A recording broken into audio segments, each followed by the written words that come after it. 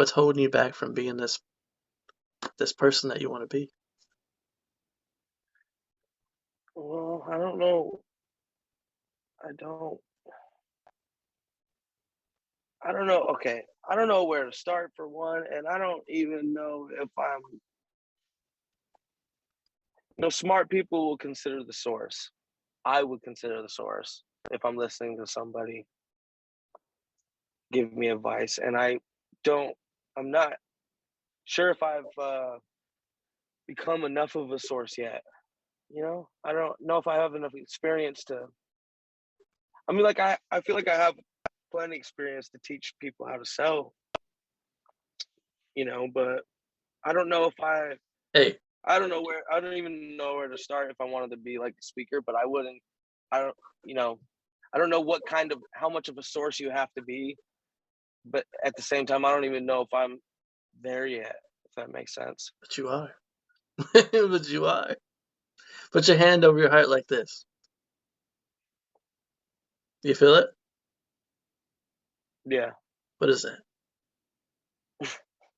Really? What is that? my heartbeat. Yeah. It's greatness, man. It's greatness inside you. Yeah, Don't be afraid to show it off.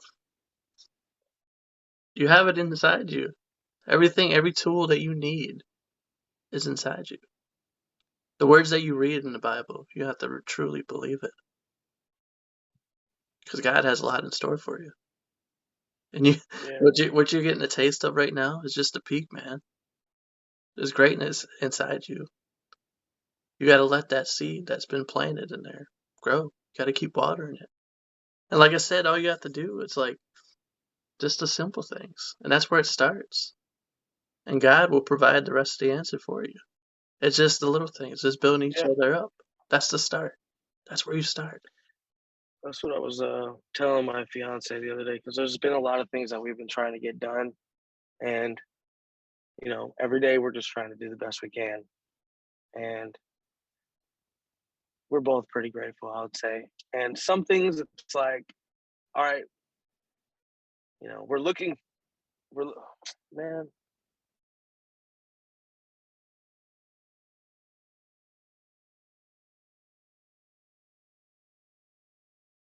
is about that, and it canceled you, and I was like, no. The conversation. No. We're back though. They're trying to That's my stop luck, us man. from preaching the truth out here. But not today. Not today. Right. Not today. Yeah, man. I love talking about this stuff. I just I love it, man. I don't really get a lot of people to be able to conversate with at all. I feel like I get too deep fast, and I can lose people quick. Like you can see their eyes start to glaze, and not you, but you know what I'm saying. Just the random people that I talk to, my friends. Like not everybody likes to get that deep, man. But I just feel like I'm constantly looking at a really awesome picture, Oh, yeah. and like it's like getting excited and being like, dude, look, like look at that. You know what I mean? And I just try to do as much as I can. Like I'm always excited, and I'm pointing things out for everybody all the time, and people do that for me too. So it's like I don't know how to. It's like a big giant painting, but I haven't even seen the whole picture yet. But the more I see, the more excited I get because it's Oh yeah. gorgeous. You get that You sneak know? peek, that sneak peek at what's going to happen in your life, and before you know it, you start seeing like he's pulling the curtain more out, and you're like, hey, Yeah, I like how this yeah, is looking. yeah. But like I mean, so much more of like um, just looking at the world as a whole, man. I used to look at like. Don't get me wrong. There's some bad stuff going on, but at the same time, like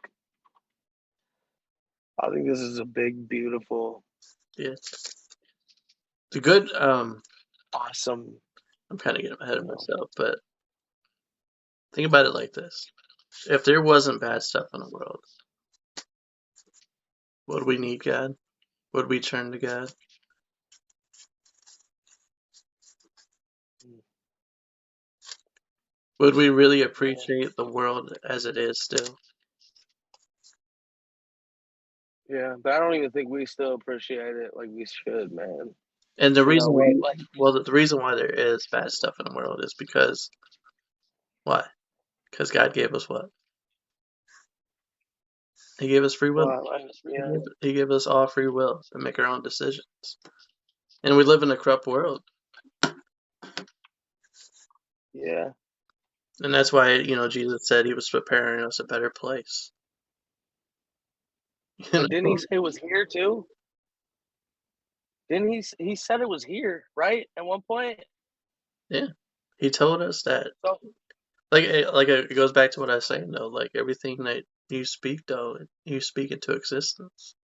You're planting your seeds everywhere you go. Even like when you said you were preaching to your friends and you start getting deep to them, and they're not like really about it, but it's that you're getting that word out to them and you're planting your seed into them.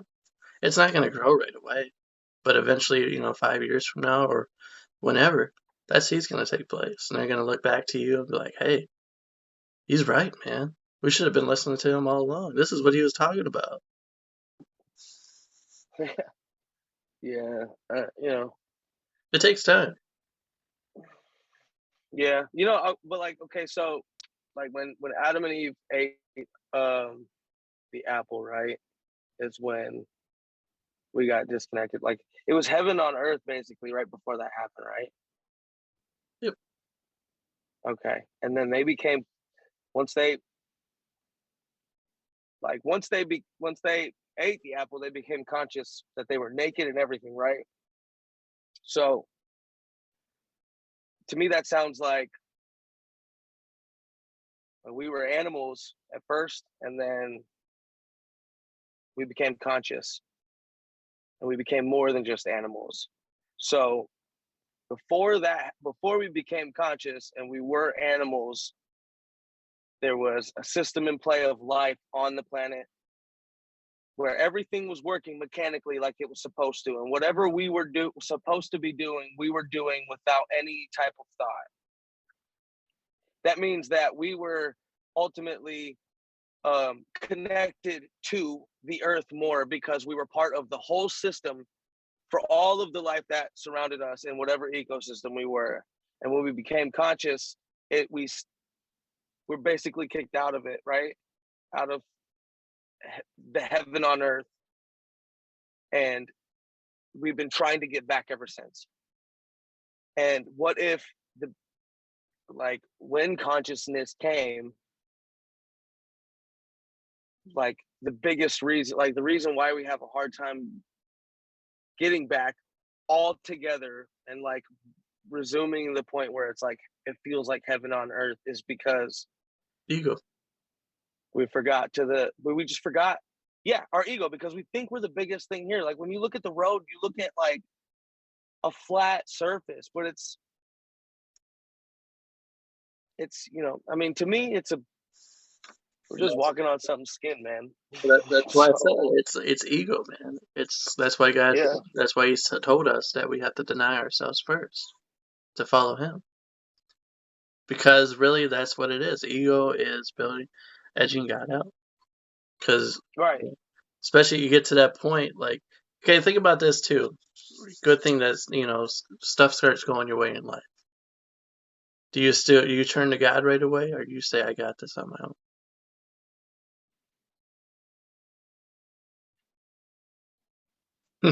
Got to think about it. Well, I don't, the answer, man. the, I have the, a really hard time. the I have a hard time.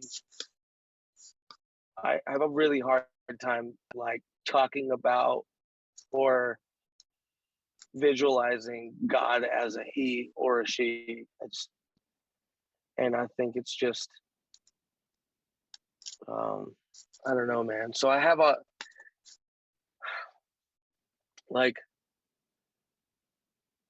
I don't get me wrong, there's times where I'm talking out loud to it, but I just don't like. I think visualizing and talking about God as like a he or a she automatically makes us give it like a human type of form or pattern of behavior, and I think it's egotistical to for us to, it's not it's I don't know how, I wish I could like explain how I see it, because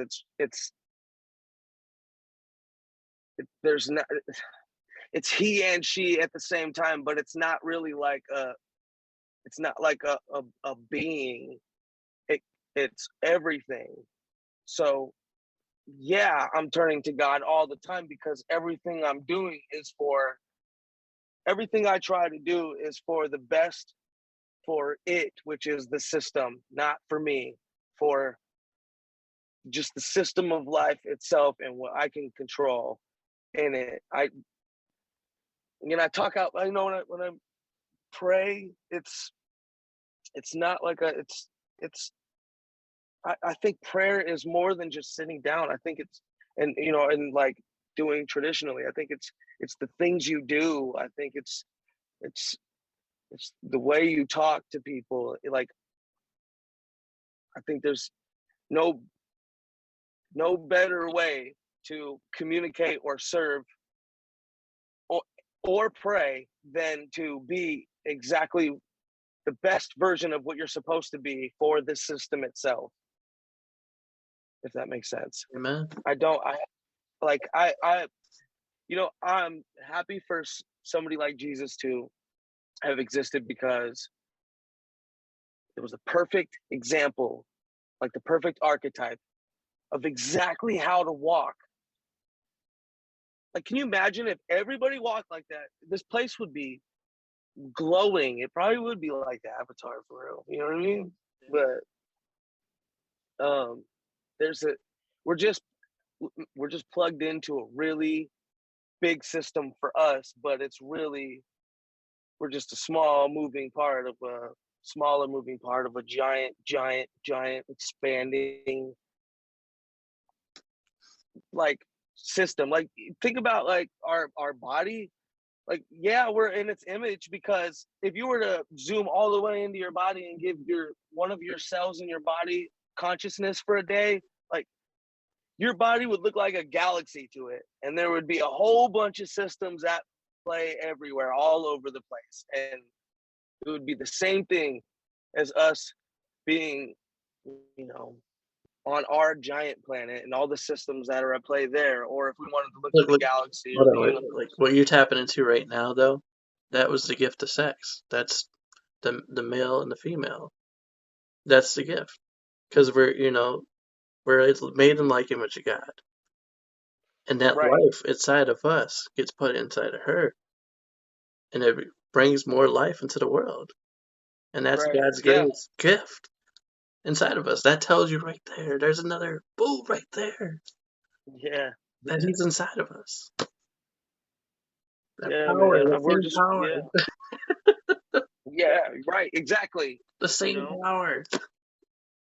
yeah, because we're we're like the only species on the planet that can deviate from its animalistic, like, it's like we have patterns of behavior written in our DNA, but because of consciousness, we could go right, even though we're supposed to go left. But like when you see a squirrel, it's got also a pattern of behavior mapped out in its DNA, and you don't see it do dog stuff. You see it do the same thing all the time. And that's awesome that we are like, it's just awesome to be born,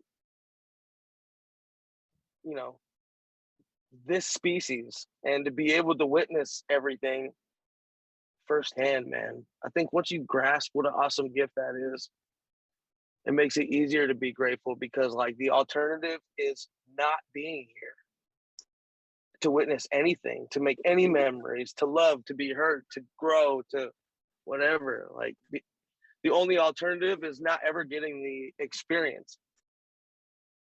So we should be enjoying it and making the most out of it in the best way possible.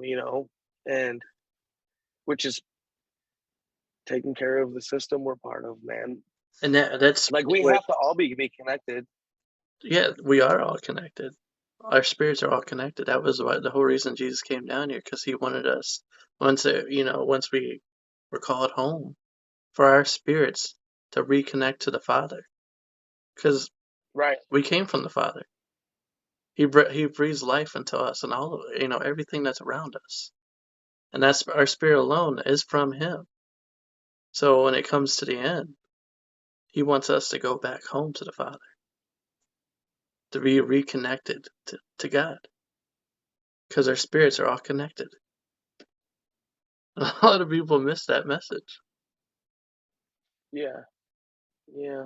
I know that's kind of deep, and you got to think about No, no. it. No, I appreciate it. I'm trying to like I get it, you know. I just think that I think that if we're gonna give appreciation to the father, you have to acknowledge the mother too. Like Adam, which and all of us and Jesus, just they weren't. And, you know, maybe it's one thing, like it's a unisex thing where it can be man, like it can be the male or like the chaotic or the order, depending on what situation it is. But I just, man, you got to, if we're going to give praise to the father, we got to give praise to the mother because the son, no son has ever in human existence ever existed without a mother, But also, ever. that's Not even, here's another thing that we miss out on: that God is both the Father and the Mother. yes. But if we're going to call it the father, we got to, I don't know, we got to call it something that's both, man. But no, that's where I'm going to get at. Is we're so used to being taught that he's the Father, but because see, if you were to say he's the Mother or she's the Mother, everybody gets blown out of proportion. He did that for a reason. He did Yeah. that for Well, a I think reason. So we, like, because our understanding is nowhere near his understanding. So he made it simple for us so that we could, be able to understand it more clear. But sometimes we get to that point, like you said, the mother, the father, and then you're like, oh, I don't know how to look at it, man. yeah, it's like, like Jordan Peterson explained why we would reference God as a father is because it's the judgmental future. Because everything you do and say now, there really is a judgment. It's like some people call that karma or whatever, but it's like there's a point in time where there's a judgment for some action before that, whether it's good or bad, or like it's father like because the dad is kind of like the structure. When you mess up, he'll correct you. So at least if I'm understanding it correctly, like it's the judgmental future of everything you're doing, and your consequences are obviously based on like your actions and your intentions and all that. It's like father like, that's kind of the role of the father, which I don't know, maybe I'm not understanding it right, but I just like I said, dude, I think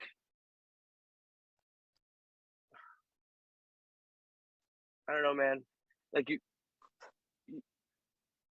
can't I don't know, like I just don't I just don't think there's enough appreciation. Like, yes, there was like life, something where life is breathed into everything, but um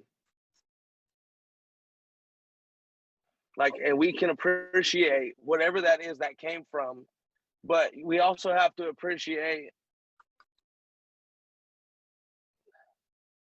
um like where the vessel that we're using came from too. It's like I don't know how to. I don't, man. I wish I never really know how to explain it properly, but like it's. I think that there's. I think the equation is incomplete if you don't like. If we're gonna say that God is the Father and it's male and female, it's not. It's like it's not really one or the other. Then um, there's a reason why we're gonna be disconnected if we're only calling it the Father all the time because it's mother too in aspects. It just depends on what side you're on. So it has to be both. So, and even in the household, respect you can't just respect and appreciate dad if you're not going to you got to respect and appreciate mom too. She made you for the most part, and like, I think that there's like a father and then that pattern, like you said, there's always has to be male and female to make life, right?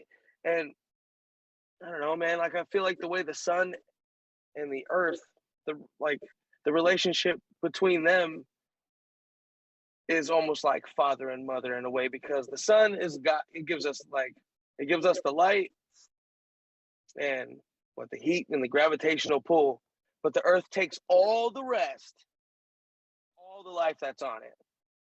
You know what I mean? Yeah.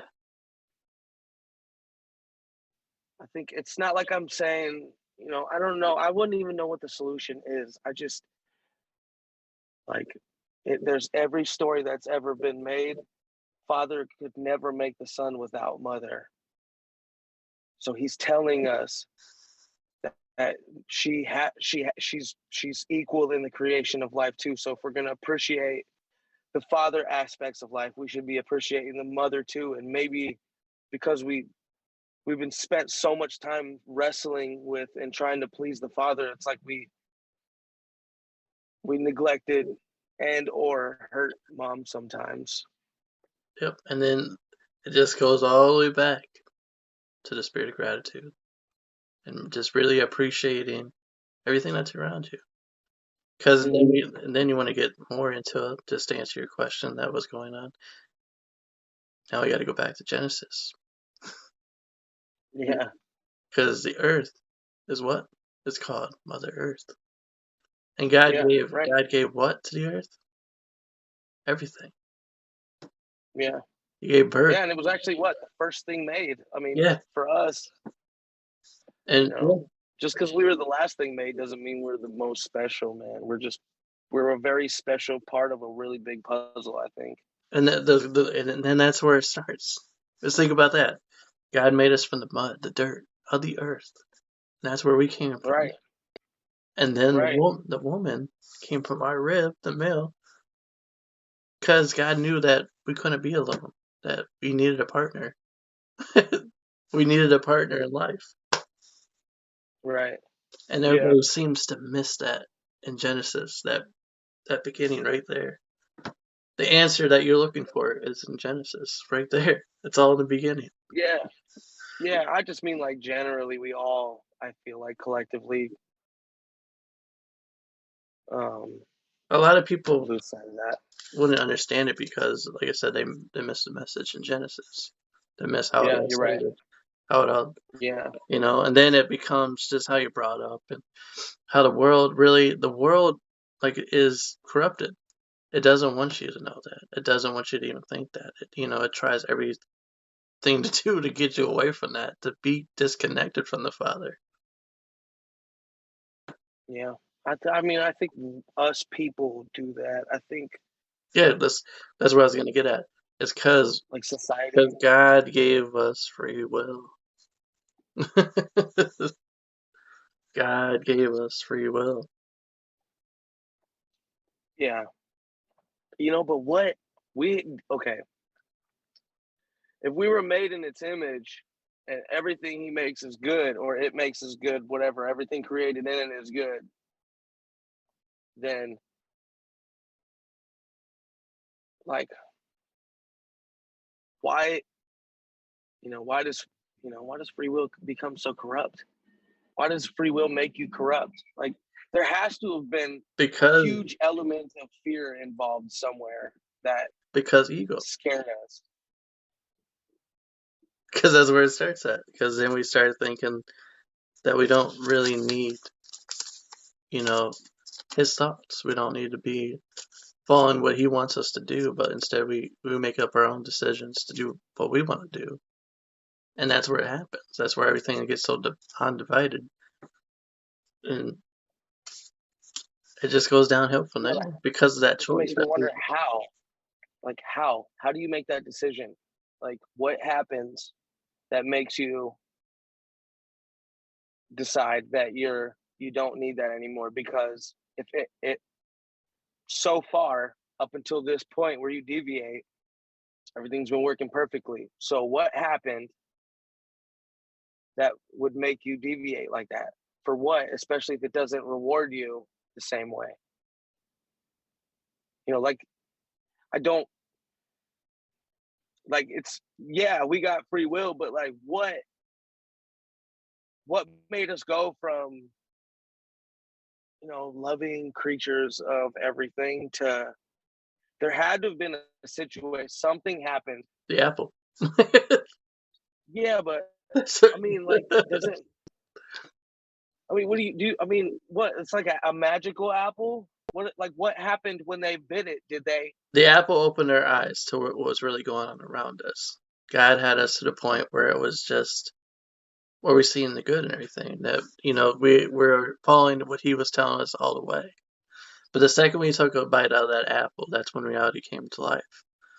And that it probably doesn't make a whole lot of sense, but then we could see stuff differently. We didn't see it like how God saw it anymore. We were seeing stuff from our own point of view and making up our own. That's when the conscious and everything came into play. We started making our own decisions of what we, do you follow what I'm saying? Yeah. I mean, that like I feel like something really scary kickstarted that. I don't think it's just enough. I don't know. See, like something. I mean, maybe the apple is a metaphor for something would had to have scared us off course. Like if we were made good, then we wouldn't have just willingly deviated. Oh my goodness. And wait a minute, hold on a second. Okay, there we go. Something had to have because I believe all people are good and they're not just gonna automatic. We already know that in society too. Like very rare that somebody just automatically bad. Something happens to them to make them deviate from the path, and then they subconsciously cry out hardcore for correction until they're corrected. So, like, it can't be just enough that we ate. We like an apple. Like, what happened when we ate it? What did we see? What made us so scared that we forgot everything that we were a part of and made us feel like we can do everything on our own? Like, I, I, how can we be built so good, and then the minute we get the keys to the car, we go off road? That doesn't make sense to me because unless we were scared super bad by something, or like I always pictured, like maybe it was like maybe like a group of people in this tribe were hunting, and maybe they got attacked by a predator, and maybe the rest of the crew left the one that got attacked for dead, but somehow he survived and came back, and maybe that made him feel like alone because he was just left, and then maybe that made him start questioning things and started creating fears for no reason. And then that's like a virus. You start questioning people's, why they do things, and you make them question it. It might hold them up and screw them up. And then now you went from one person who probably was scared to death to like everybody being scared. And I could see how that could create currency because, you know, like you have people doing everything they're supposed to be doing because that's what they were built to do. You got the carpenter and the doctor and the farmer and whatever. you stick that kind of virus into that type of crew. Now they're not just doing it because they were built to, they're scared. And when you're scared, you get scared of everything, losing things and everything. So now you're not just, it's like, you know, or maybe it was the flood, you know, that wiped everything out. There had to have been something that scared us so bad that we accidentally deviated. There has to be, like, it can't just be just because we noticed we were naked and stuff. There had to be some type of, maybe there was a real situation with the snake that really, you know, scared us to death because those things hide and you don't know where they're going to be ever. And you have to create some type of, if that's the biggest predator we have at the time that could take us out like that, you have to start figuring out how to survive away from those things. And you got to watch out where it might be. You know what I mean? And I don't know, Well, man, but something had to have. I heard it like this, and a lot of people, I mean, this is kind of going off a little bit, but the snake, this whatever you want to call it, is what really where it all started. And that wasn't Satan himself, but his wife. And he was able to talk to Eve and kind of like get into her head a little bit and say, "Hey, try this out. This is good stuff." And she was like, "Okay," because she hadn't been around that long yet, and she was like, "All right, let's try it." And then from that, but we will truly never know. I mean, the answer to that because nobody was there. I mean, even it's written, but we will never truly know the true answer until we go back home. We won't know the correct answer to that. I can't tell you that. Anybody out Yeah, here right. that knows the Bible from front to back, they can't tell you that. There's only one, that can tell you that Yeah, answer. I know. I've tried to talk to like priests and Yeah, pastors, and nobody, sometimes like, nobody's gonna have the correct answer for that. yeah, I Especially feel the answer, bad because I overwhelm them. yeah, especially especially the answer that you're looking for is there's only one that can answer that one. Yeah. And I'm not gonna try to sit here and try to answer it for you because I No, don't. I like I'm talking not on about it though. that plane. Yeah, I feel you, bro. You know, you know, I get it. It's a lot to think about sometimes, man. It can be overwhelming too. Oh yeah. But the best thing is to not really. I mean, you can think about that stuff, but not. Don't get too caught up in it because it'll make you you'll lose you. You'll be thinking about it too much. You'll be like, oh, I don't know if this is for me, man. This is, I do. and that's what happens. A lot of people turn away because of that reason, because they're thinking about too much stuff, and that you get pulled away, and you just lose interest because of that reason, because you're like, I don't know, I don't know. Yeah. Yeah, no, it's just heavy sometimes. But, um, But to just kind of circle back and get back to like being grateful and then even to like touch on maybe a little bit of like the beginning when I was talking about like my childhood and stuff. Like, yeah, before we had church session over here. Okay, yeah, we covered what's we covered your childhood. Let's kind of go back to talk about your school experience. How was that? Going in. oh, so yeah. So it was cool, man, because I mean it sucked because I constantly was moving, so I had to be the new guy like all the time. But um like every school I went to, it was like I was hanging out with a different group. Like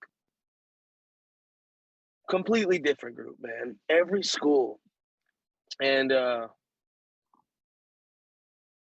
you know, I learned how to make friends quick. I had to, which was it's a cool quality I, learned growing up. But the cool thing about hanging out with like every different type of group really was I learned really quick that like everybody's the same. We just have like we're all seeds to the same tree. We just have different interests and we come from different soil and different. environments, but so it was easy to it's really easy to connect with anybody, I feel like, for the most part. Um, because like I said, it was like we're this we're still people. It's weird, but they just might like different music or our clothes, but we still laugh, we still try to have fun, we still have family, we still have our ups and downs. Like it was cool to I'm really grateful that I got to go to all these different schools and have all these different experiences, no matter how unstable it really was, because it helped me a lot since I've been an adult. Because, like I said, it's not really hard for me to make a friend. Yeah, because you Um, developed it at a young age. You're able to experience that, and yeah, yeah, and I think, and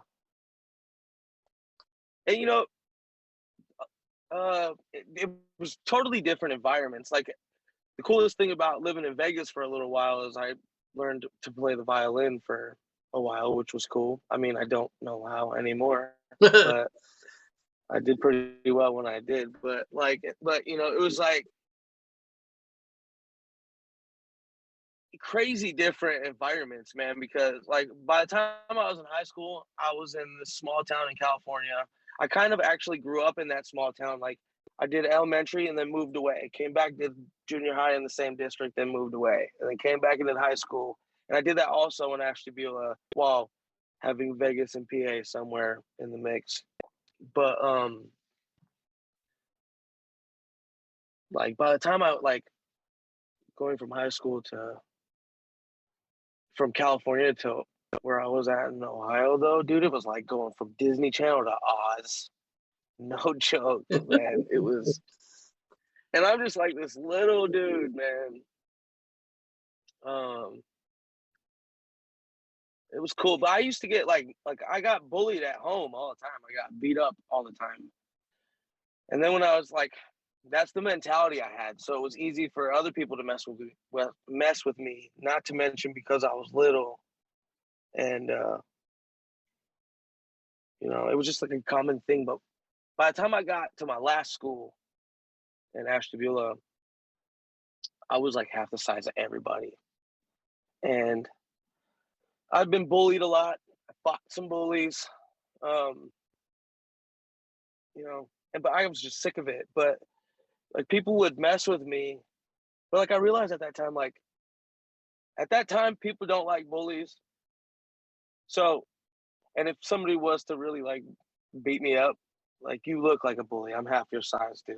So I don't see the loss there. And then if somehow I was actually able to get the upper hand, that's really bad for you. So I'm not really losing here. So I kind of just took like a little brother approach kind of to everybody and would just talk a bunch of crap to them back and then run and just kind of laugh about it. And then I had my hip rebuilt uh, like early when I want to say maybe like 11th grade maybe. And I came back taller. My voice was deeper.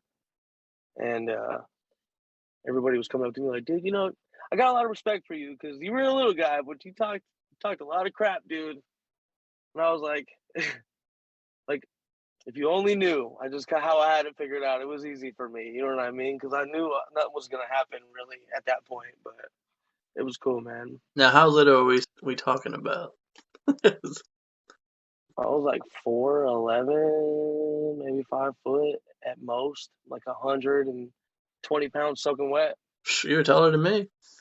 Going in my Really? my freshman year, I think I was only like 4'6", 4'7". Yeah, I was probably that short around then, but I was the same height until like almost 11th grade when I got my hip rebuilt. Then once I got to like the 11th junior year, senior year, I was probably about 5'3", 5'5", somewhere around there. Yeah, I think my mom had him give me a hormone shot because I shot up in the time I was out of school. But I had this metal plate that was like restricting my growth, I think. And once they cut it out and replaced it, maybe that helped. I don't know. But Imagine playing football though, being that height. I did that my freshman year. Yeah, I played in yeah, junior high too, but those pads, man, you put them pads on. yeah, You went from being four with like six to little 4'4". giants. Yeah. Yeah. Yeah, I seen a picture not too long ago, probably about a year ago, of me standing next to like the tallest dude, and it looked like he was Yeah. like this giant compared to me. You just see me with these That's pads on, helmet on, looking like, awesome. who is this guy? Right. That's sweet though. Yeah, I never got to play. What position? How long did you play? Just ninth grade or what? I played I played junior high, I played, freshman year. Then I transferred and then I played my junior year, but then came senior year I was done. But my Yeah. positions I was like the slot receiver, like the West Walker. Oh, I nice. was the inside guy. And then That's sweet. being that I was short and quick, they put me as the nose tackle. They put me on Oh, okay. the D line. So I was able to like bear crawl through the guys Mhm. and get to like whoever was Yeah, the fastest quarterback or whatever. It was that's pretty sweet. fun though, because I would do that. I would like cannonball myself through the line because it was before they got up. I was already through them because I Yeah. being a short guy, and then I was able to just Yeah, jump on the quarterback. And that was it. sweet. That's like that's smart on the coach's part to use like speed like that on the line. My little brother he played football and he was probably like 5'9" and a buck 65, and he was nose guard and D tackle, but he hit like a Mack truck for his size, and he was so fun to watch. Oh my god, I would sit like right on the like right there on the rail and record every play that he played. Man, it was cool. I He was loved it really though. good. Like when my coach first told me, because I started off playing like DB, and then he Hmm. was like, "Here, we're gonna switch you and put you on the D line." I'm like, "What? Are you crazy? They're gonna Yeah, they're, right. they're gonna smash me, man. They're gonna destroy me." He's like, Yeah, "No, no, you got this. You know what you're doing." So when we would have yeah, like scout team and stuff, I'd go out there and practice being on the line. And before you know it, I was fucking I was amazing at it. Excuse my language, but I ended up being no, amazing, no, you're good. amazing at it because like Yeah, oh, I can once I imagine. realized how to play it and how to get the strategy of it all and how to get through them, I was like, dude, I could do this. Especially when they got Yeah. like a fast quarterback, I'm gonna get to him real quick. Oh yeah, and like give me the biggest lineman you got because I'm gonna be way quicker than him anyway. So They yeah, always I feel they would always try to double team me. That was the yeah, funniest part. Is like I'm just thinking about it now, just being this guy that at the time was 4'6", and probably in pads I was like 4 foot because they were weighing me down. But I could imagine just yeah, seeing this little guy going out onto the field and the yeah. people just being in the stand and seeing this little dude go out and just run through the Oh my god. lines and tackle the quarterbacks. The coolest part Yeah. though, Oh the coolest part was just the support behind it. Afterwards, hearing people saying they were looking up to me, or in this case, looking down to me, it was like I would just tell them like, man, if I can do it, you can do it. Get out there. yeah. No, that's sweet, man. I can imagine. Can you imagine being like the parent of the quarterback and see this little body tackle your Yes. boy? Like, where did he come from? Yeah. No, man, I could still remember seeing some quarterbacks' faces like want to get through that line, and they'd be like, "Where did?" Mhm. Like exactly like you said, "Where did he come from? Where did?" Yeah. Like before they could Yeah. even like really get the ball, like get like a grip on it. I Yeah. was already through the line coming at him. Like, how did he get through so quick? And the coach is yelling, That's sweet. "Block him! Block him!" Yeah. That's sweet, dude. It was That's good. cool, man. I loved playing sports throughout high school because it just really helped me grow as a person and just that brotherhood, forever having that. Even now, I still Yeah. see those guys I played ball with, and it's just like it was just yesterday we was practicing playing together. But I'm not one of those Mhm. guys that got stuck in that where I'm like, oh, high Yeah. school Yeah. glory. I moved on. I moved Yeah. on. No doubt. And anybody that's watching, I'm just saying, move on. Yeah, man. Especially if like they're in school, just have fun, dude. Like when my little brother, he came back to live with us. And I had graduated, and he was like, "Oh man, it was a mess when he came back." But like I was telling him, dude, you need to make the most out of school and have fun, man. What like and the best way to have fun is to play. Like you're a big dude, play football, man. Like you'll have a bunch of like healthy friendships.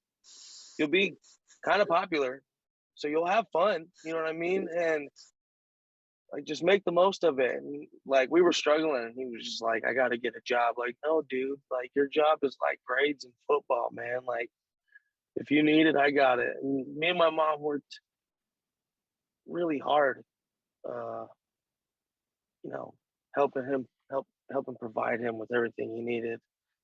So it was even much more to watch him out there killing it because, you know, I just knew he had nothing and he really took it and ran with it. He didn't just quit, you know.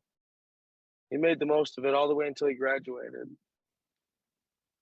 It was that was a real special time, I think. Back we were really tight back then. Um, we were going through it a lot with my mom. It was just like because like me and my brother especially like we grew up with our dad a lot, and like we were trained that like when you messed up you got like the crap beat out of you like a grown man. Well, I did at least. I kind of just gave it to my little brother to be honest, but that's how we were raised. So when we showed up at my mom's house and she would try to discipline us, it was just like you can't whoop me. I'm not grounded. So we were little assholes for real. But um I think like I think really in our defense, we all are at that age. Because yeah, and oh my god, like the debris that was left from just the tornado that my dad was as a whole. Um it was just like, dude, we were just a whole bunch of broken people trying to figure things out. We were all hurt. We couldn't figure out. We wanted to be together and be a family, but at the same time, we just couldn't figure out how because we were all so scarred. It felt like, but if anybody's wondering, it's water. It's just water. No kidding ideas. It's just water. man, yeah, that was a crazy time, man. But me and my mom, we've been through a lot, man. We used to, I don't know, like I used to be definitely just kind of, I was definitely just not. I was a dick sometimes, man. A lot of times, actually. Yes, But we I all really are. calmed down after a while, you know. And I remember, like, after I had my son, like, I got a small glimpse of what it's like struggling as a parent, but it just gave me like perspective on everything, and especially like Um, I remember listening to Tupac's "Dear Mama," and like that's me and my mom for sure. And I remember crying like a baby, and then showing up at her house like, "I am so sorry. I swear to God, for the rest of my life, I will never do anything but say I love you forever. I will never, ever, ever go out of my way to insult you. I'll never hurt you. I appreciate you." And we still went through our ups and downs for a long time, man. But I love my mom to death. Like, shit, shoot, 7 years ago or so, maybe 4, 5, 6 years ago, like I felt like I was okay with probably never seeing her again, and now like I love my mom, and it's so cool to see where we've become from how far away we were, like and like the rest of the family slowly still getting into the fold. Hold on. Pause. Pause. Okay. Let's just talk about our mom for a minute. And just take this moment right now as we're talking about our mom. I just want to say, Mom, if you're watching or listening, I love you. All right, go Yeah, ahead. facts. Yeah, my mom is my mom worked her ass off. She did everything she could to try to keep the family safe and provided for her. I saw her work 2 and 3 jobs a lot. And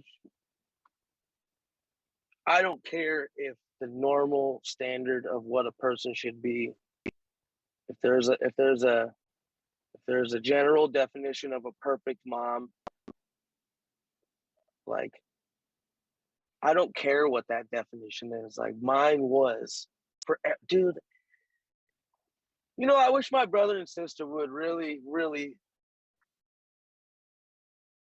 really appreciate the sacrifices that she made. She's just such a sweet lady. She'll give you the shirt off of her back. Like she's always, she's had the worst family.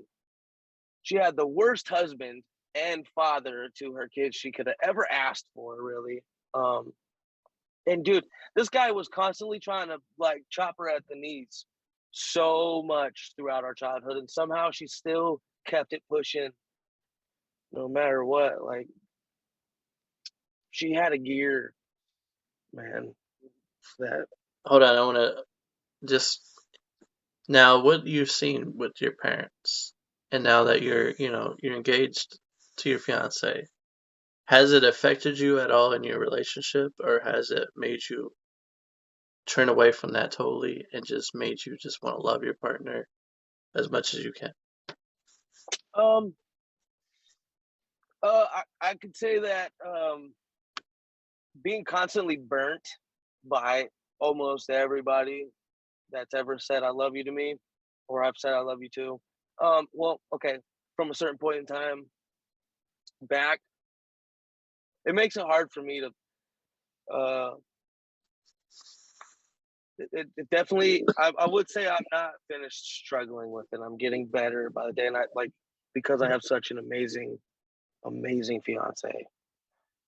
She's just like because of her, I'm definitely getting better at it, but it's um it's hard, man, to it's hard. I don't know what it is. Maybe I was like taught to believe that I'm not worth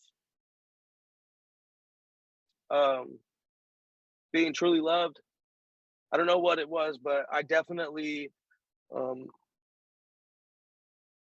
I don't know what it was, man, but I have trust issues, but it's not because of her. It's just because like The stuff you have dealt with when you were growing up, and yeah, because I've heard like the most genuine I love yous I've ever heard. I feel like besides the ones my kids tell me and the ones my mom and my sisters and my fiance tell me, like um now what I want to add into here too though is like, have you ever guys ever had this conversation with each other? I know this is kind of personal, but yeah, you guys yeah, we're talk actually about it? I love her. She's man, we could talk about anything all the time. And even if we have problems, it's a passionate discussion and it's never an argument. But I'm so grateful for our relationship as a whole and her. Like, I try my best all the time to show her and tell her. I think we do that to each other, which is cool because we've just made each other better people since we met, really. We've helped each other become better people, I should say, since we met. But I'd be lying if I said that she hasn't suffered sometimes from, my trust issues and stuff from the past. Like, I'm not crazy about it or anything. It's just like, dude, I think everybody's capable of everything. And after being burnt so many times, it's like, yeah, you say I'm special, but so did everybody else. Yeah. But the only thing the thing I lean on the most is like this situation And the feeling I get all the time is so much different than any other scenario I've been in that it makes it easier. It makes it easier to fight those feelings or whatever because I'm constantly reminded in so many ways all the time why, and uh, you know, I've always preached to people like you gotta do the best you can, even in a relationship.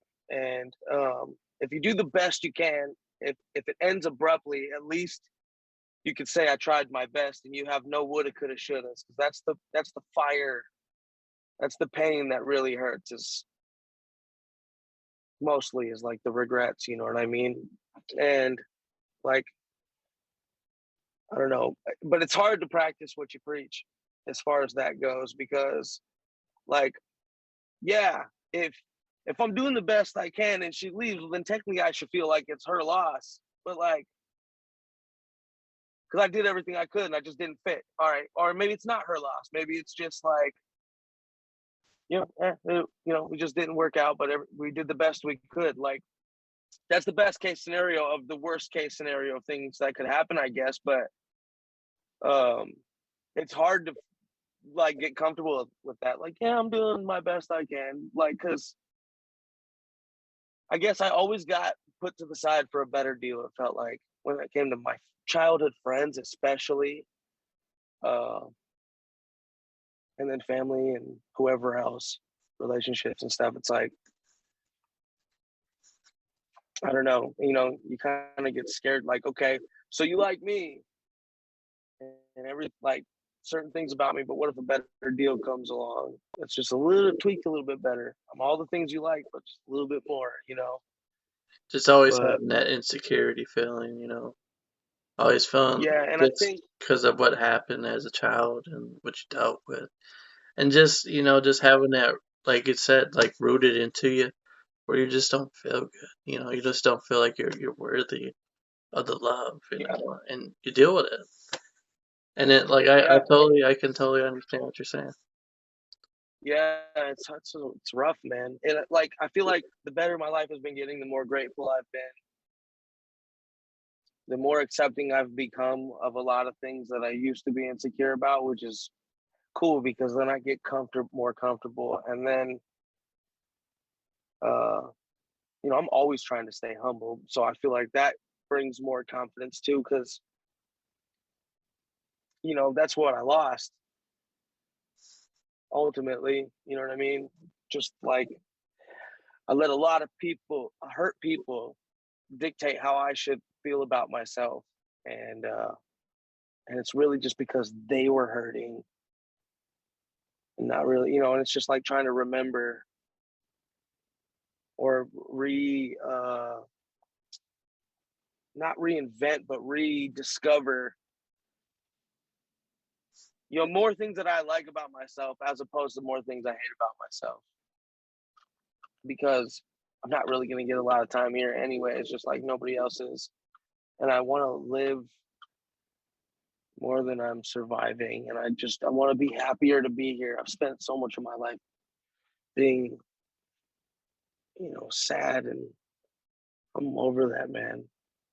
And you then just know and, kind of falls back into what is it in our church session, just connecting to yeah, God, man, and just when you really get yeah, that relationship with Him, it's just like, wow, yeah, the why have more I I been feeling this understand. way all my life? And Yeah, yeah, he paints the picture for you how you're really supposed to feel. And then that yeah, wall it's that like you had built up, man, just slowly starts to, and God yeah, it's started, like he's painting the real picture for you, showing you it clear. yeah, it's weird searching for something your whole life, and when you really realize you're walking by it all, you're walking with it all the time, and you're part of it too. So What I tell people all the time is we're too busy looking at our feet and complaining about the problems in our lives, and instead of having our chin up and looking at the blessings that are all around us. yeah, And then that's where you really begin to appreciate just everything. Yeah. Like, it's like if you're on the football field, like, instead of being pissed about the interception you just threw, how about you be happy about that you're actually there? Yeah, There's people watching, and there's people that care about teaching you, and that you have the equipment to use, and the field to play on, and the weather to play in, and the transportation that got you there, and the people that loved you, that built you to even be able to be there, and everybody you ran into on the way, and all the struggles you had in between that, all the preach, bumps and bruises you had, preach, and all the great things too, and all this triumphs you had too. Like, it's you know it preach, goes back to being grateful for the path. Like, when you turn around, it's okay to, you know if you're going to turn back and look at the whole path that you've just came across, it should only be for a second to look at how awesome it is that you got through all that, and all the cool stuff you saw along the way, and what a cool person you became since you first started on this path to feel begin it with. now, feel it, preach it. You know? It's like, yeah, There's that speaker I'm looking for. There he I is. just, I tell people all the time, like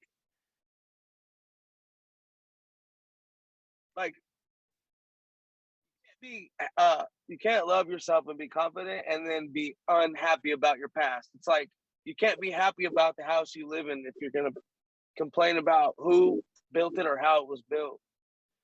You're either happy about it or you're not. And, like, building a house is like building a person. It's expensive and frustrating, and sometimes the foundation slips and the pipes burst and the animals ruin stuff and the weather screws everything up and the parts don't show up on time, laborers are late or not showing up at all, you got to switch it's just an ugly process sometimes, and it hurts and it costs a lot, but there's still beauty in it too. But by the time the house is built and you're sitting in your living room comfortably, like, all of that stuff that made it was worth it, because you now are sitting, like, you're really happy with this place, and the place Woo! is you as a person. And if you're going to be happy about the place that you're living in, the minute you say I'm happy about it, that means you have to be happy about everything that built you, Yeah, even the abuse or the hurt people, plus all the cool things that happened and all the things you learned. Like, and I know I harp a lot about the bad things that happen, but, like, it's common knowledge that we should be grateful for the good things, but we forget to be grateful. Like, you know, like I also say too, like, life is like, it's like an RPG, man. Everything you do, you gain XP. Sometimes you meet people you have no reason, no idea why, and they might teach you some dumb skill you have no idea why you're gonna ever use it. And then later on in the story, bam. you'll be glad that you learned it. You know what I mean? And you're constantly getting XP, learning new abilities all the time. And the bosses you face are just really big obstacles in life. And every time you beat the boss, as frustrating as it is sometimes, by the time you're at the end, you have a whole bunch of experience. You probably got some new gear, and you're a way stronger character, period. You know what I mean? And, like, your birthdays are just like chapter endings, and you kind of get to check back over the last 12 months on how much XP you've learned. And the goal, if you're playing an RPG, is to go to every little area and find everything you can so you can be the strongest, smartest, most prepared person. So every time you hit these bosses, it's way easier than it is if you're a low level, unequipped, don't really have a lot of weapons type dude. You know what I mean? And Wait, is the roof still on your car, man? Because you're blowing it off right now. what? Is the roof still on your car? You're blowing it off, man. I lost my Yeah, shoes. My shoes are gone. man. It's weird how similar it is, though. You know what I mean? Like we don't get to create our character, but we do get to upgrade it, and um, we do get to personalize it. And it's really how cool of a character we want to be in the RPG is just dependent on how much grinding we want to do for real. You know? Progress. Yeah, you know. And I don't know, man. That's just the way I see it. Damn, that That's was the good, way. man. You were on fire. Is the roof still there? I gotta go find my shoes. I appreciate you, man. Man, that's just the Yeah, beginning, though. See that's you got that in you. You release that, man. I feel like I could go run a marathon now. I appreciate that, man. Yeah. I just, you know, like I remember uh, when my son was born. It was like the first time I got a real good look at the world, and I got scared. I got so scared, and I got so sorry. Like I just felt so sorry for bringing such a like a an innocent, beautiful life into this world. And I don't know if it's ever gonna happen, but I felt like from that point when I had that realization, like I have to figure out how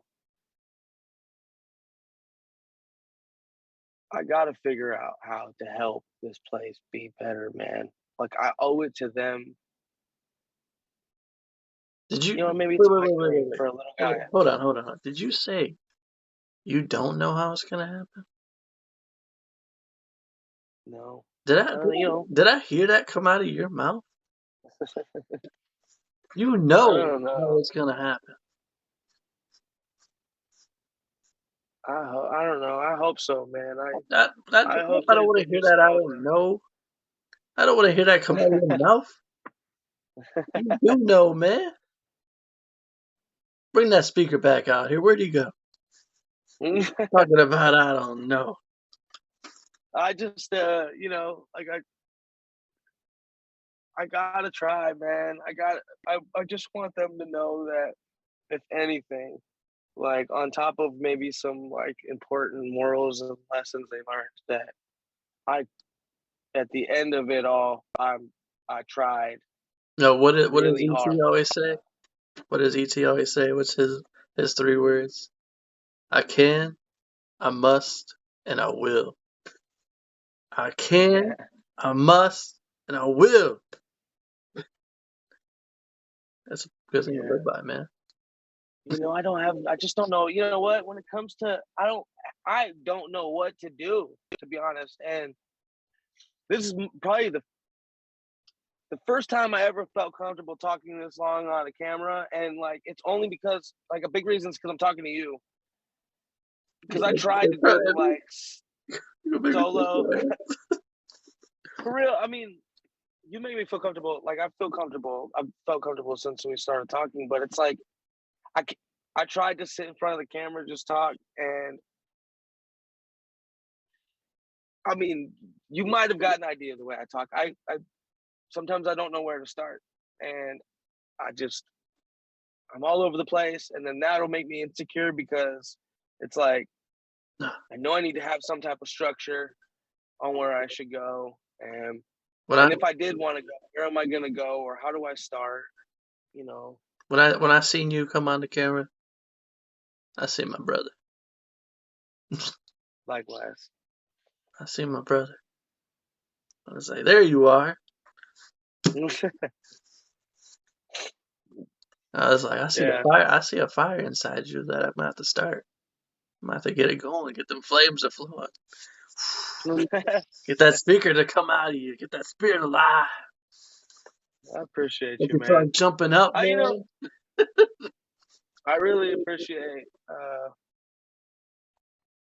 I don't know, man. I appreciate you just being um, exactly how you are, especially to someone like me and someone that you don't even know me, but um, I appreciate the opportunity to be able to just kind of throw up all over the place. 'Cause that's pretty much what I did. I don't know if I Loved had it. a Hey, I loved every second of it, man. That's the whole reason I do this, man. Because I get to hear everybody's story and just be able to see the real side of you and get to know you. And like you said, I felt we don't know each other, but it does now, don't it? Yeah, yeah, yeah, for sure, man. I It feel felt, like we could and there's tie probably the phone people. up for a couple hours. Yeah, there's people probably watching right now that even think that like these guys know each other their whole lives. Like, no, that's not the case at all. Yeah, yeah. Maybe like spiritually and somehow, but physically, this is the first time for sure. You know, You know. spiritually right now, I'm high fiving you. I'm high fiving you, man. No doubt. Yeah, this is cool. Yeah, this is like I this is awesome, man. I was excited to do this all day, bro. I like, man, I just love everybody. I wish I wish everybody could just love themselves, or it just like your path is your path, and like if you're not gonna start being grateful about it, it's gonna suck and it's gonna keep sucking, and you already know it sucks. My brother, man, So my brother. You gotta understand this. You gotta teach it. You gotta show it back to the world. We live in a world that doesn't know this anymore. We're so foreign to it anymore. Like I said when I was talking about it earlier, it's like just the small things, just the compliments, just the small blessings that we look past. We don't see that. yeah, You have to be that person that shows it. And the more you yeah, do it, man, you'll see it in your world. It sounds crazy because, like I said, it's foreign. But the more you do it, the more you show like gratitude and just positivity towards people, and just show the love. yeah, Just show that, spread that love. The love yeah. that's It's in weird, here but and show it. yeah. I mean, it's weird because I feel like I don't want no credit for it, you know what I mean, like that. But I feel like I've definitely have helped normalize saying I love you to like everybody I deal with. Like I've had my bosses say they love me. I've had customers say they love me. I've had my coworkers say they love me. I'm saying it back, obviously, to them too. Like my best friends, my family. Like it's a normal thing for me to say I love you to everybody. I do. So that's the thing. But it's cool when you see them comfortable enough to do that because some of my friends, man, they're just like hard asses and thought that that was weird. And then now sometimes they'll say it, and I'm like, I don't even point it out, but it's just so cool to have like it's just so cool to see people constantly like not afraid to express it No, and I think it's more. without, I think it's just more the fact that more. I mean, a lot of people will deny this, but I think a lot of people love hearing it. Just to hear that, yeah, just hearing that, mm, and just how it feels, just hearing that from somebody and feeling it in here, just hitting you. It's just like wow. I needed that. Especially some days you don't know. Some people going through it or just dealing with something, and then you just randomly say that to them, like, "I love you," yeah, and it goes yeah. a You know long. what's crazy is love is the only thing that you can take some of yours and give to someone else, and your amount grows, and so does theirs. Wow. Like Say that one more time, just in case somebody missed that. love is the only thing that you can like take some of yours and give it to somebody else, and yours gets bigger, and so does theirs. It's never it never shrinks. Maybe I mean I don't know how to. Maybe it doesn't. Maybe it's not that it never shrinks, but every time you give love, yours gets bigger, and so does somebody else's. And that's the spirit. Right? Yeah, that's the spirit of gratitude.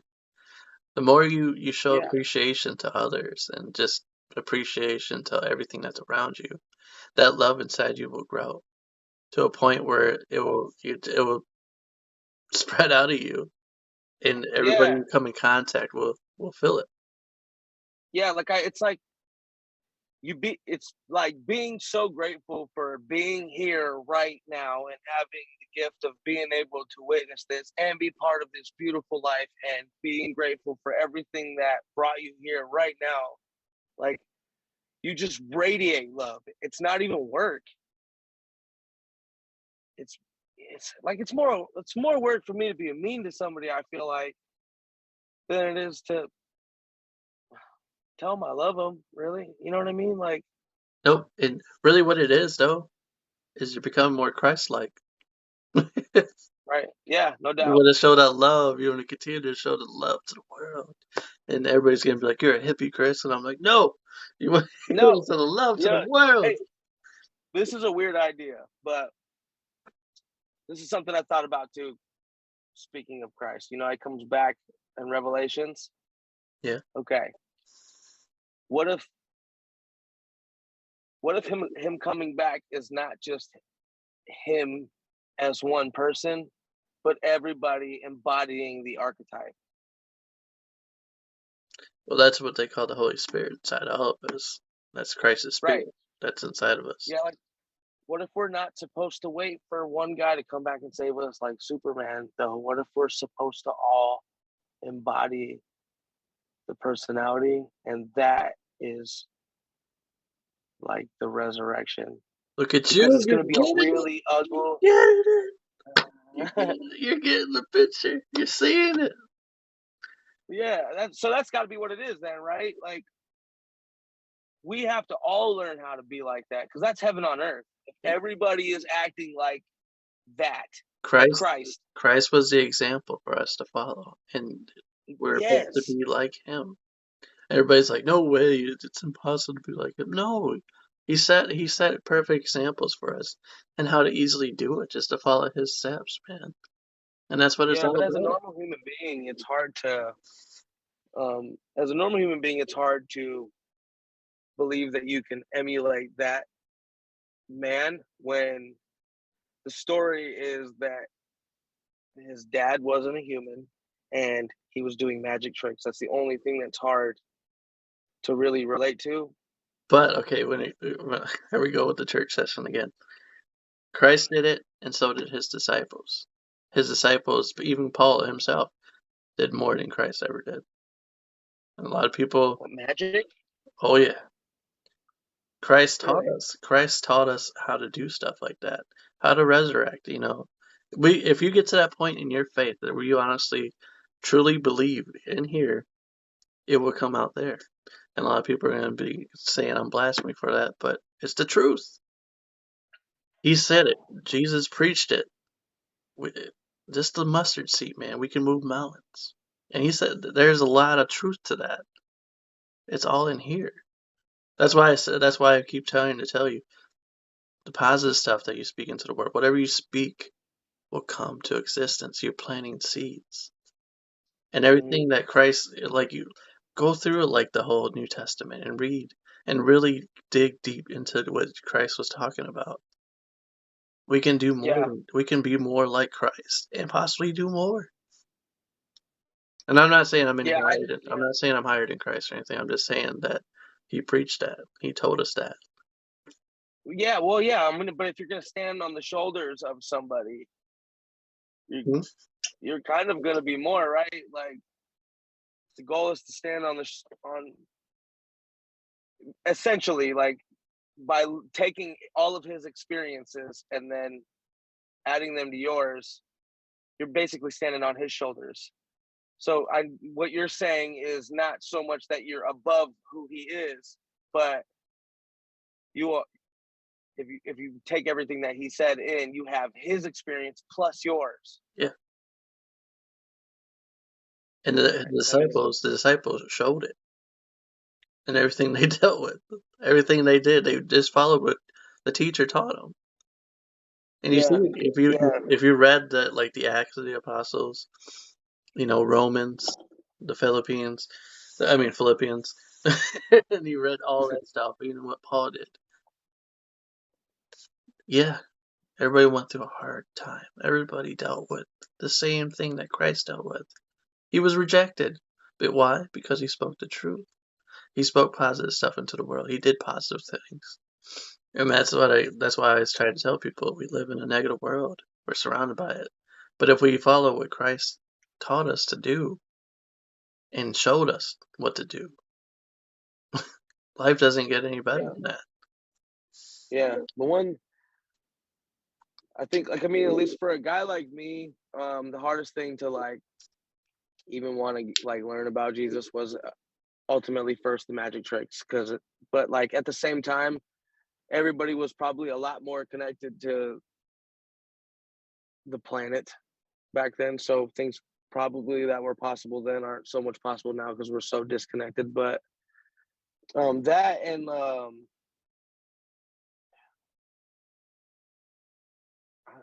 man, I lost my train of thought. Like it was the magic tricks and Actually, believe it or not, I'll add this in there too. In your life, as we speak, even including mine, we have already performed magic tricks. You just don't realize it yet.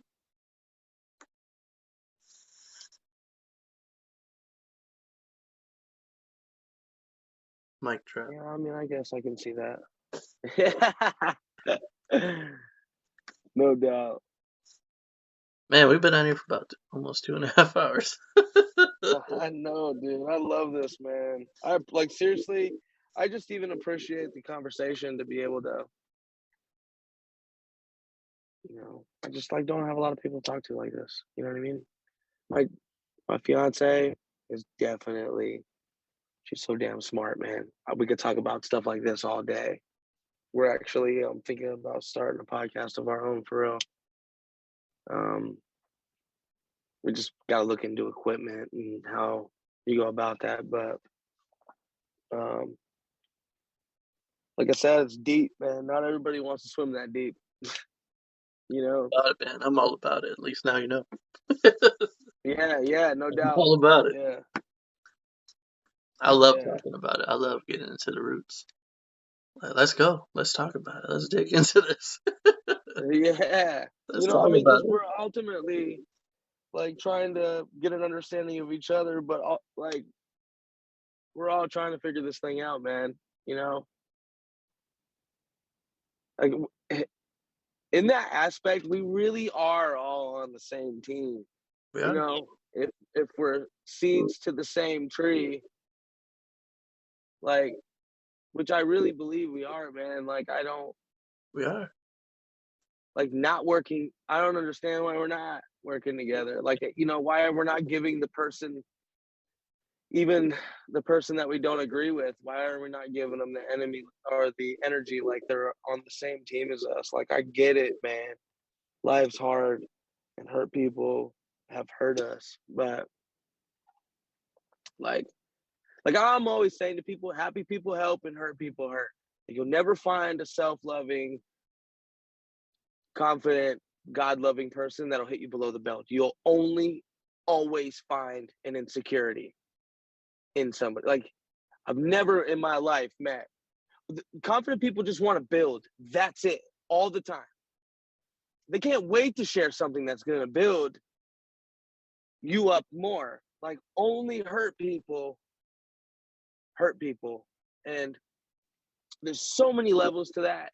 And but that's always, it's always true, and if they're hurt, that means that something's going on with them that's bothering them. And if they hurt you, most of the time they're just projecting that. Sometimes, like, sometimes they're asking for help, but they don't know how to tell you they need help because they don't even need it. Just like when you see like a lot of criminals, what's the common story? They didn't have a dad around. Dad usually is like the correction when you mess up, among other things, but that's a very important reason why dad's around is to be the rod, to stop you when you're screwing up and to reward you when you're doing right so we can navigate you on the right path. If you don't have that, it's like growing a plant and not putting support like sticks to hold it straight up. It just begs for correction. And it's like, if you're a child that goes unchecked from a father type of figure at any, in any way for a real long time, you drive your mom nuts and you're asking for correction and you went so long without being checked that the correction you're asking for usually is way more harsh than it should be. and that would be like going to jail, dude. As an adult, you're basically asking. You've been asking for father type correction for so long and never got it. You finally get it at the worst it can be, and it's really, you know, I feel like that's why I have a hard time calling anybody evil, man. I think that's such a dismissive term. It's like I don't care to find out why you're screwed up. I'm just gonna lump you in the category with screwed up people. It's like going to the judgment without reviewing all the evidence. It's such a waste. Because how many times do we watch movies about like criminals, and then you find out throughout their childhood they got screwed up, and you're just kind of like, oh yeah, I mean, I see why that. You don't feel like that person's evil anymore. You might feel like the things they did were evil, but like you start to wonder, like, I don't know, would I be the same if I was raised the same way? I think, like I said, I think we're all created as in the beginning as a really bright light. And if you're gonna believe that everybody starts off that way, you can't call them evil. They have to obviously be just hurt somehow. And that I feel is like that's the whole beautiful thing of this podcast is people just telling their story, just telling it from the very yeah, beginning until now, and then just learning that, and not only that, just people telling their stories and letting others hear their story, help them, encourage yeah, them, help them, inspire them, help them, move them in a yeah, way, help them learn so they don't make the same mistakes. And that's what this podcast is all about, man. That's what it's all about. yeah. It's pretty sweet, man. I appreciate the opportunity to, you know, I don't know how much. I know I was all over the place, but I appreciate it. You know, it's cool to have the. I've always just wanted the ability to talk to more than just the person sitting at my desk. And, you provided me with the first opportunity at more than that, And guess and what, it's my pretty brother? cool. Guess what? I'm always here. So, I'm always here. yeah. Likewise, dude. I really, I would love to talk more, man. Seriously. I'm never going nowhere. Just stay connected to me. I got you. God For brought us sure. together for a reason. Yeah, I believe that for sure. Like, it's so weird just how, you ended up even being connected to my fiance, and then like she hits me up like, "Oh my god, this guy's doing a podcast and blah blah blah." Like, you can learn a lot of things. It's an opportunity. Like, it was cool, man. And then you hit me up. Hold on, hold It's on. just weird, If she's watching right now, I still want your story too. I still want your that story too. her story is pretty cool, man. She is seriously an angel. She's so smart and understanding, and she's honest and caring and funny. She's got an amazing sense of humor. Like, I can't thank her enough for the things that she's done for me and my kids. I mean, you know, it's a big responsibility that I never was gonna do. Never date anybody with kids, especially because I got my own. So God bless her. God bless her for dealing with me because I'm a lot. You know, I know I am, but a lot more with her for sure. And thank God I went through what I went through before I met her. Thank God I lost so much and I got so hurt, you know, um, because I really, really try my best every day to appreciate everything. That's one thing my boss always says is that I'm probably the most grateful person he's ever met because I'm thankful. He was like, dude, I could probably give you I could probably shit on a plate and hand it to you. He'd be like, thanks, dude. Because I'm just, and she has been such a huge part of that. I think we both have been for each other, really. And I'm so thankful that it worked out the way it did. Because I tell you what, if she would have shown up a half hour earlier on my dealership, there's a chance I might not have been able to catch her. Wow. And just think about, You know? hold on, think about that for a minute. Just how incredible that is. Truly. Yeah. Like really, That makes me uncomfortable when I think about it. like think about Because that. I could Like have missed her. you would have missed her, but God's timing is Yeah. always perfect. Yeah, and check it. She was sold on another car at another dealership, but her mom forced her to get a second opinion. And Look, then they showed up a half but hour look, before we closed. look at that though. God Yeah. was there working. Yeah, man. Yeah. It was cool because we both came from uh real broken relationships. She definitely had some amazing parents, man. Um, but like we were able to relate with that. But like, there's even when we talk about God and philosophy and stuff like that, like it's so cool because it's like we could both we'll take a walk and then we'll find like a gem in the sand. And I'm walking around one way and I'm like, this is so cool because of this, that, and that. She's like, yeah. And she's doing the same thing on the other side, finding other cool stuff. And it's like, hey, check out what I found. This is the way I'm looking at it. Yeah, check out the way I'm looking at it too. Like, this is so cool. Like, and every time we are on any type of subject, it's so awesome to have somebody like that I could talk to like that any day of the week. And not only does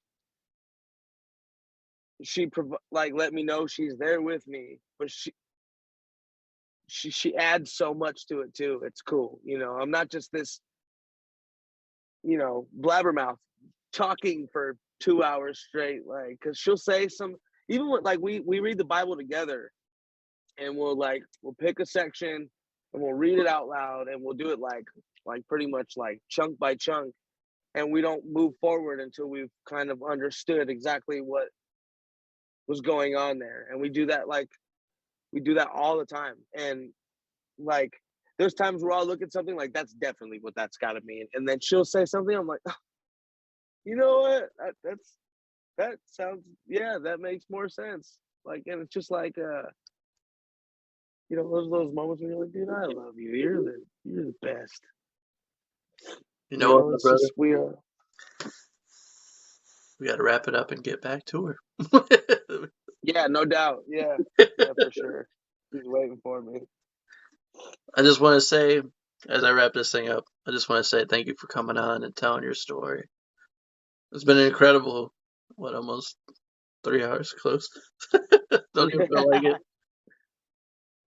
Yeah, honestly, yeah, I appreciate you too, man. This has been fun, and um, it's just one more thing to be grateful for in this, especially in these last couple years. That